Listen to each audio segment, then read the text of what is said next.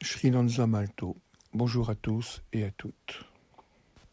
Aujourd'hui, nous allons faire un petit résumé des processus spirituels qui se sont développés dans le passé et se développent encore maintenant. Ceci afin de clarifier un petit peu les processus qui ont été donnés un petit peu au goutte à goutte précédemment. Il y a environ 40 000 ans, des forces créatrices venant d'un autre cosmos sont venues pénétrer l'espace de l'âme de notre cosmos actuel.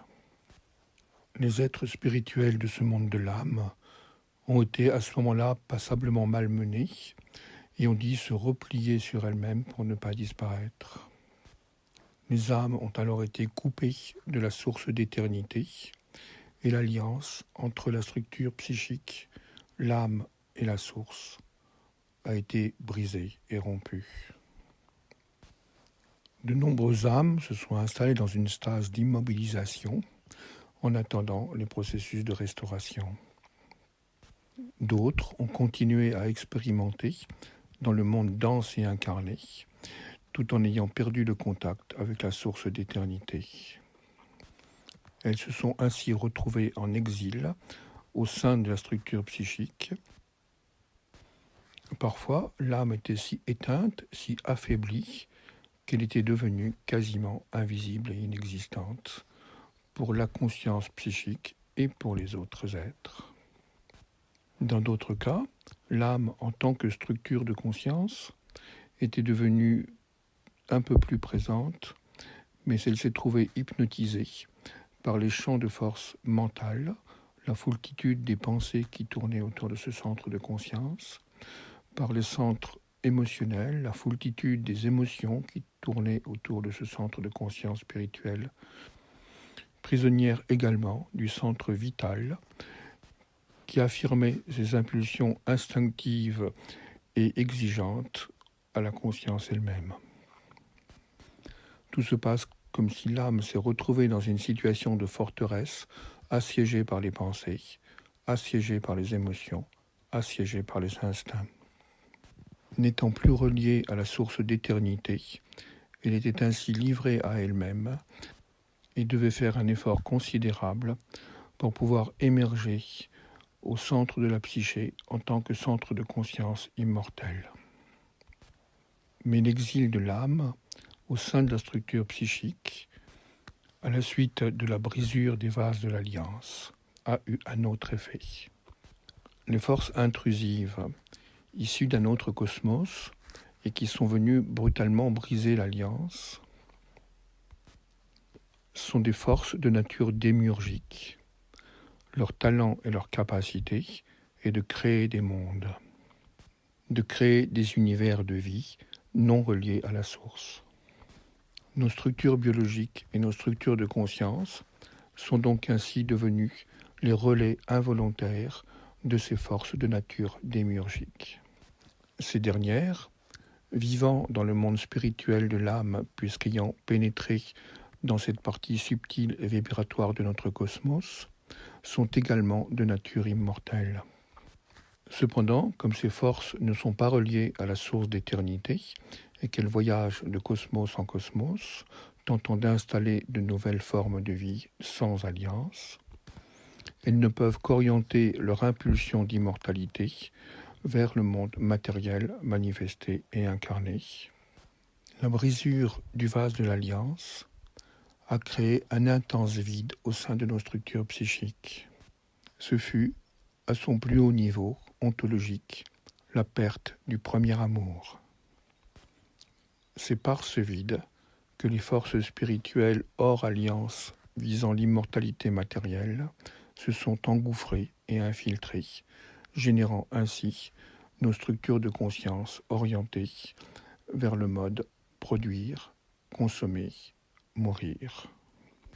Ce vide a pour support biologique dans notre cerveau les zones neuronales du striatum, impulsant en nous le désir du tout de suite, le mécanisme de maximisation des bénéfices et la minimisation des efforts, la pérennisation de nos structures infantiles sans conscience, qui joue avec les objets du monde, tel un démiurge qui s'ignore encore.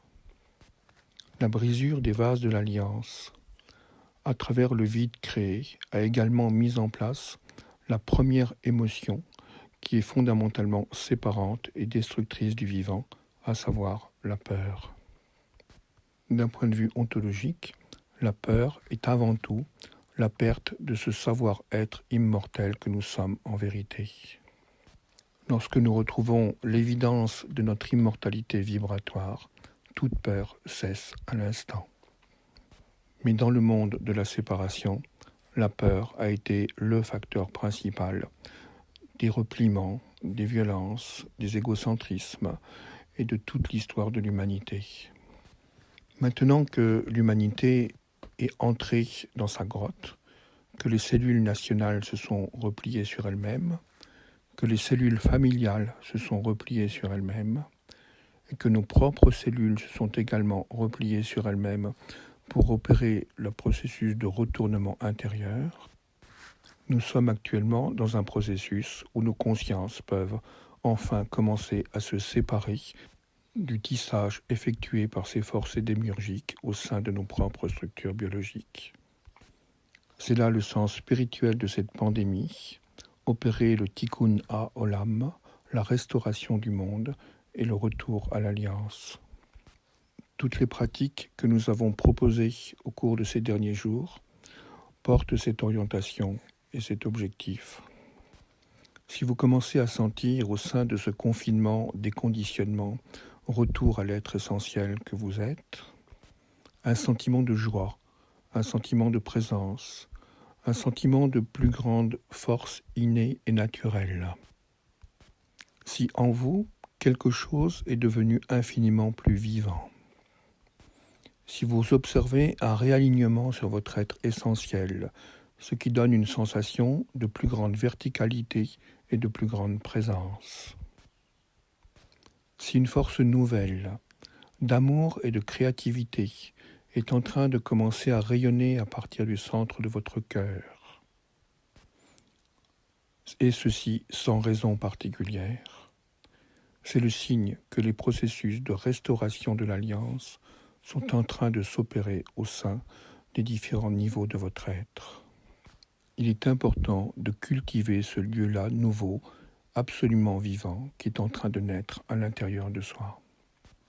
Pour poursuivre ce processus, nous allons vous proposer maintenant une nouvelle méditation dans laquelle il est question de préparer chacun de nos organes à devenir le lieu, le support de cette joie et de cette nouvelle vie.